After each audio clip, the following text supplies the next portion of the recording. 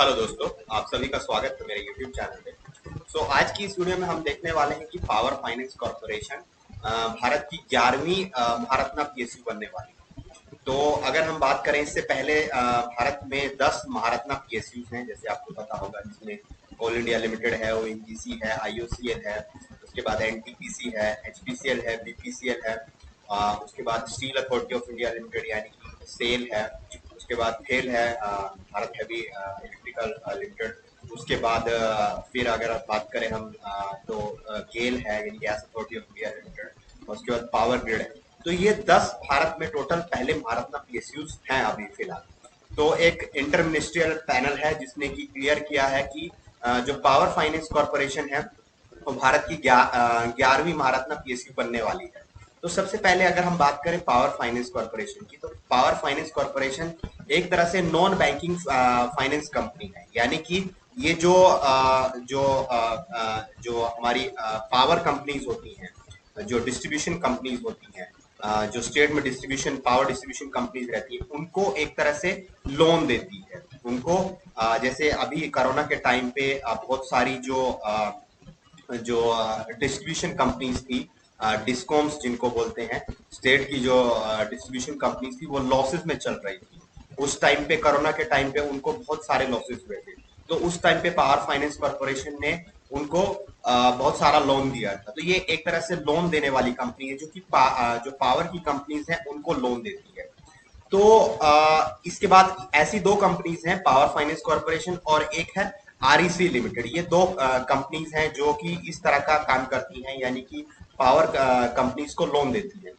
तो अगर हम इस कंपनी की बात करें तो पहले अगर हम भारतरत्न किस कंपनी को स्टेटस किस कंपनी को दिया जाता है, अगर किसी कंपनी को लास्ट 3 साल का जो एवरेज है, लास्ट 3 साल में अगर जो एवरेज प्रॉफिट अगर हो रहा है, नेट प्रॉफिट की अगर हम बात करें, वो 5,000 करोड़ रुपए से ऊपर हो रहा है, या उसका एवरेज एनुअल टर्नओवर अगर 25,000 करोड़ रुपए से ऊपर हो रहा है लास्ट 3 साल का एवरेज, तो उसको महारत्ना कंपनी का स्टेटस दिया जाता है। तो उसके बाद अगर किसी कंपनी को महारत्ना स्टेटस मिल जाए तो उससे फायदा क्या होता है, तो उसकी डिसीजन मेकिंग जो पावर है वो बढ़ जाती है, यानी कि वो 5,000 करोड़ रुपए तक के जो इन्वेस्टमेंट के डिसीजन है वो अपने आप ले सकती है। तो फिलहाल इंडिया में 10 महारत्ना कंपनीज थी और 14 नवरत्न कंपनीज हैं, और जो 73 हैं वो मिनी रत्न कंपनीज हैं। किसी कंपनी को अगर महारत्न कंपनी बनना है तो उसको नवरत्न कंपनी होना जरूरी है। उसके बाद 5,000 करोड़ रुपए का जो नेट प्रॉफिट पिछले 3 साल का एवरेज होना चाहिए, और जो एवरेज एनुअल टर्नओवर है 25,000 करोड़ रुपए होना चाहिए। ये कुछ कंडीशंस हैं किसी कंपनी को अगर महारत्न कंपनी बनना है। तो पावर फाइनेंस कॉर्पोरेशन इन सब कंडीशंस को पूरा कर रही है। और इसके अलावा जो पावर फाइनेंस कॉर्पोरेशन है, इसने 34% का पिछला जो क्वार्टर था उसमें 34% का जो इंक्रीज यानी जो प्रॉफिट है उसमें 34% का इंक्रीमेंट हुआ है। और जो पिछला क्वार्टर था उसमें इसको 2247 करोड़ रुपए का प्रॉफिट हुआ है।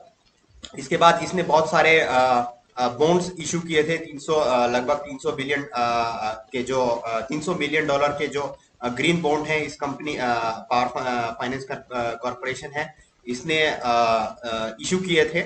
इसके अलावा अगर हम बात करें तो इस कंपनी ने जो REC है उसको भी एक्वायर कर लिया था। पिछले जो फाइनेंशियल ईयर था उसमें इस कंपनी ने जो REC जो दूसरी इसकी कंप्यूटर कंपनी थी उसको एक्वायर किया था। तो यही था पावर फाइनेंस कॉर्पोरेशन से रिलेटेड। ये अब देश की 11वीं महारत्ना PSU बनने वाली है। तो इसके अलावा अगर आप कुछ और जानना है तो आप कमेंट बॉक्स में जान सकते हैं। Thank you.